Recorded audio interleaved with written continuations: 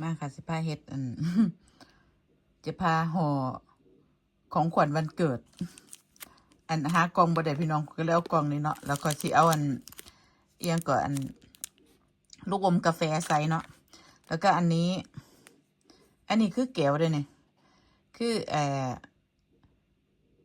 อียงก็ไปสระว่ายน้ำ10 ครั้งเนาะวันเกิดคุณนายย่ามาเฮ็ดของขวัญเบิ่งเพิ่นสิตื่นเต้นเพิ่นสิหาของพ่อบ่เฮ้ยลูกสะใภ้ก็ได้ เป็นลูกสะใภ้ที่ดีไหมเนี่ยใส่ลงไปพี่น้องปิดลงไปให้เพิ่นหาเพิ่นสิว่าเฮ็ดอีหยังนี่ของขวัญก็สิว่าได้เนาะนี่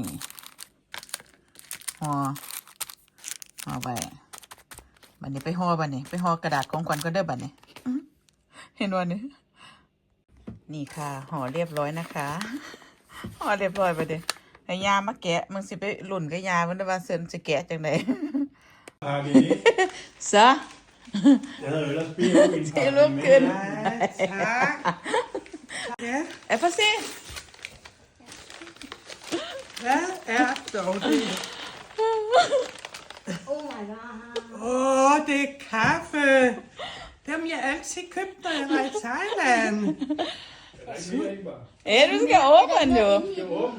Prøv at åbne den. Jeg tror, det er noget indeni. Er der noget indeni? Prøv at tage alle det der kaffe. Et armbånd til 10 gange i svømmehallen. Nej. Skal jeg bare have det på derude? Ja, og så skal du bare putte den Du har på... brugt de 10 gange. Armbåndet, det er dit. Det er din ejendom. Så bliver de bare puttet på det armbånd der. Armbånd, det er din ejendom. Du kan ikke aflevere. Det er den bedste idé, I har fået.